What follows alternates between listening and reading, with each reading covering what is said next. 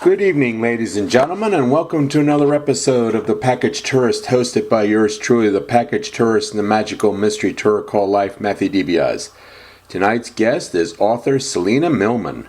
Selena hails from Cleveland, Ohio, and has been writing fiction, poetry, and song lyrics for years. For the past several years, she has published numerous works in all three genres. Tonight, we will be paying tribute to her writing career. Selena, please welcome to the show, and it's a great honor and privilege to have you here. Would you please tell our listeners about one of your latest books, Animals, Love, and Protection? Yes, of course. That book was actually sparked from a children's book I wrote called Heroic Companions. An 18-year-old Thai, he owns and runs an animal, calls it like an animal house, not a shelter. Animals run around free. And he likes to go out and save people, and the animals, they follow. So through the animals, they like to follow him. And actually, the cat I used to have and two dogs I used to have, they're actually three of the animals in the book. Okay. So is it accurate to say that much of your novels are drawn from your own personal experiences? I mean, are they autobiographical in certain ways? Most of them are not. It's just my overactive imagination. Okay. What genre are your works of fiction, Ms. Selena? Most of them I would consider literary fiction. I do have a little fantasy where I got fairies, but mostly it's literary fiction where it's realistic and it could actually be happening. Okay, so more like contemporary, present-day fiction, right? You don't go like historical fiction or futuristic stuff, correct? No, I don't do any of that. Okay. When looking at your Amazon page, I noticed in some of your novels you have the recurring characters Kai, Jai, Gabriel, John James, and Ty. Please tell our listeners about each one of those characters. Well, Ty is actually in every story I've ever published. He's my favorite of all my characters. He's very heroic, yet modest. He feels more comfortable saving someone than actually talking to them. He's just so smart. And he's just really smart and really gifted and really generous. Gabriel, he's also really smart, and he's an empath. Like, he knows what you're feeling even when you don't know. Kai is the one, he says it as he sees it. He's got an attitude, he's always got an attitude. Jai is a protector. John James is the most well-balanced. He always turns out to either be a pastor or like a pastor in training. They're all 18. Okay. I mean, are they brothers or are they just the best of friends? In some stories they're brothers, in some stories they're cousins, and some stories they're just friends. Okay. I mean, are they based upon people that you knew, in your own lifetime, Selena? No, Gabriel is actually named after the angel Gabriel. John James is named after two of the disciples. The other three, I don't know, they're just my overactive imagination. Okay. Selena, do you see writing as a form of healing from inner pain? It's definitely a good coping skill because I can get out of reality. Because I've had rheumatoid arthritis since I was 4 years old, so it's good to get out of my head a lot of times so I can escape into my writing. And sometimes I can say things through the characters that I don't know how to say myself. Okay. Are you a spiritual woman? Very much so. Okay. Do any of your works delve into spirituality? I do have some books that are about the Lord, but even in my fiction, I always try to include at least a little scripture and a little talk about the Lord somewhere in the book. Do you do any preaching, Selena, at your church or anything like that? I don't do any preaching. I don't really feel like I know enough to preach about anything, but I do share devotions and scriptures and stuff online, and I share character quotes about the Lord. I don't really go anywhere because of my disability, but I do, use like the online, like Facebook, Twitter, LinkedIn. I use those kind of like an outlet to share about the Lord and to share about my writing. Okay.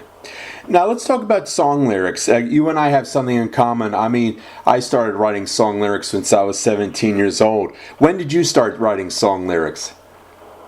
I don't know, it was like a few years ago. Actually, it's like a lot of my song lyrics are written for my characters, or in their tone of voice, kind of. Okay. I mean, do you have any favorite lyricists? I don't. I like a lot of spiritual music, but other than spiritual, Michael Jackson will always be number one to me. Okay. Now, let's talk about your poetry. When it comes to poetry, who are your favorite poets? Honestly, I don't really read a whole lot. If it's not the Bible or about the Lord or to research for my writing, I don't really read a whole lot. Okay. Now, Selena, would you please read one of your poems to our audience? Yeah, I can read the poem I wrote last year. Okay. I wrote this for the book called Hold On. It's a story. The book is called Hold On, and the poem is called Hold On. Hold on when it's tough. Hold on when it feels too much.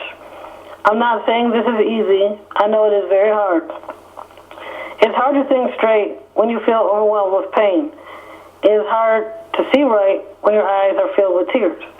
Holding on can seem impossible, but somehow you have to do it. Cry, scream, reach out to someone. I know someone cares. Somehow hold on. Somehow keep holding on.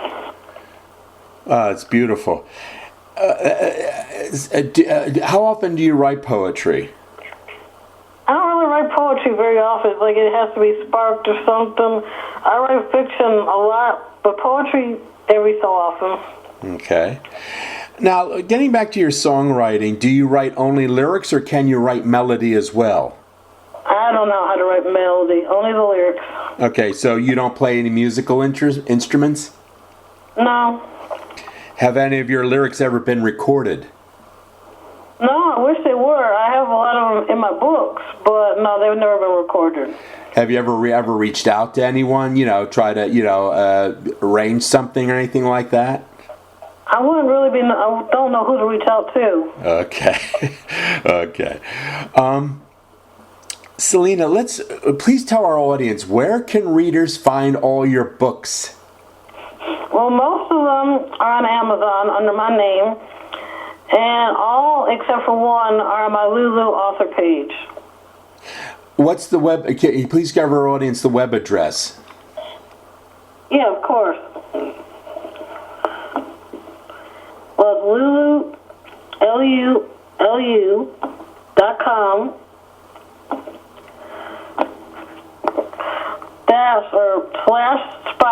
/spotlight/heal for Michael. That's a number 4, not the word 4. Okay. All right. Let's talk about you now. Selena, where were you born and raised? I was born and raised in Cleveland, Ohio. Okay, so you've always lived in Cleveland, correct? Yeah, I used to live in a suburb. Now I live in the main city, but I've always been in Cleveland somewhere. Okay. So where did you go to school? What schools did you go to? Well, I went to Brush High School. I went to Memorial, and I went to Ridgebury. I was actually close to a different school, but I couldn't go because of my disability. They weren't wheelchair accessible. So I went to Ridgebury, Memorial, and Brush High School. Did you go to college? I took a couple years in Cleveland State, just like basic classes. Okay, but you never got your degree then? No, I never got a degree. Did you ever work a job? I've had a few jobs here and there when my disability wasn't quite as bad. I had when I was a teenager and stuff, I had a few jobs. Okay. Selena, when did you start writing? I started writing when I was 15. Back then it was only a hobby. Now it's a passion. But it started when I was 15. Just I had an idea and it wouldn't go away. What did you start? Was it fiction first, or poetry, or lyrics? What was the first thing you started writing with? It was fiction. Okay. Selena, whenever I interview a writer, I always love to ask this question. When you were growing up, who were your favorite authors? And of those favorite authors, did any of them light the spark inside you to become a writer, or perhaps influence your writing style? No, I didn't really read growing up. I mean, I read for school and stuff, but I didn't really read for fun or anything. Just the Lord sparked the idea, and my overactive imagination took over. When you read, do you read the Bible a lot? Oh, yeah. I either read it or listen to it. Okay. What are your favorite books in the Bible? Well, I love Proverbs. John is one of my favorites. I love Proverbs. I love Psalms. I think Proverbs, Psalms, and John, the book of John. Okay. Do you have a favorite verse that gives you comfort in times of trial and tribulation? I got a few verses I like. I like Proverbs 3:5. I like Philippians 4:6. 1 Peter 5:7. I don't know the word enough to quote too much, but I can kind of lead you to certain passages. Okay. Can you do like Proverbs 3:5? Off the top of my head, not quoted, but I know it says, "Trust in the Lord with all your heart and lean not on your own understanding." And he will guide thy paths, correct? That's Proverbs. It goes into Proverbs 3:6, but yeah. Yeah. Don't laugh. That was President Gerald Ford's favorite biblical passage, too. Okay. Yeah. Who's your favorite Old Testament character?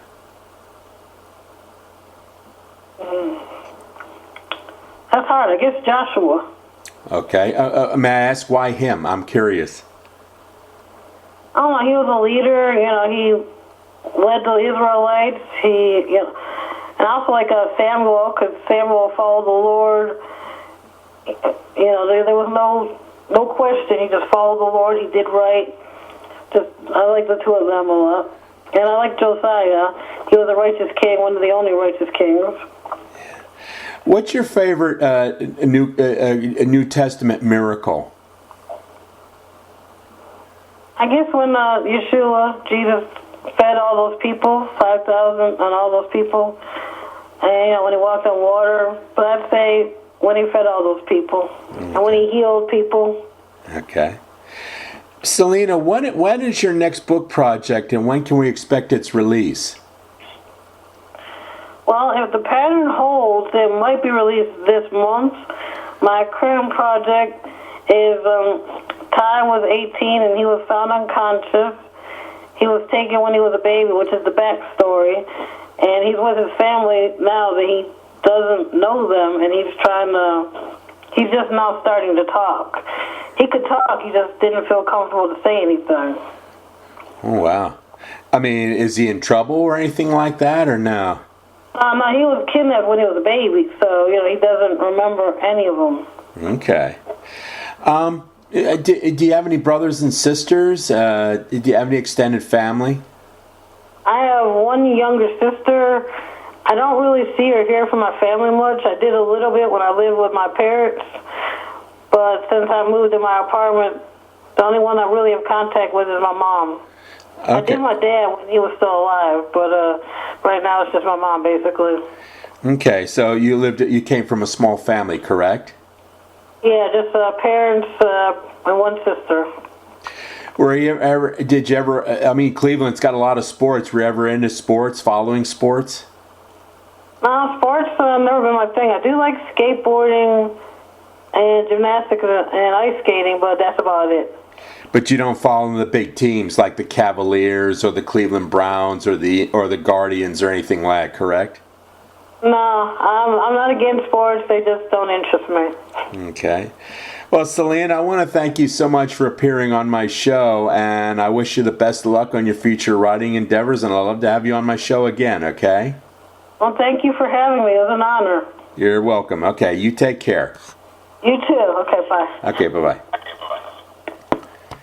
Stay tuned, ladies and gentlemen, for my next show, next week's show, where I'll be interviewing author Paul Zigo. Thank you and good night.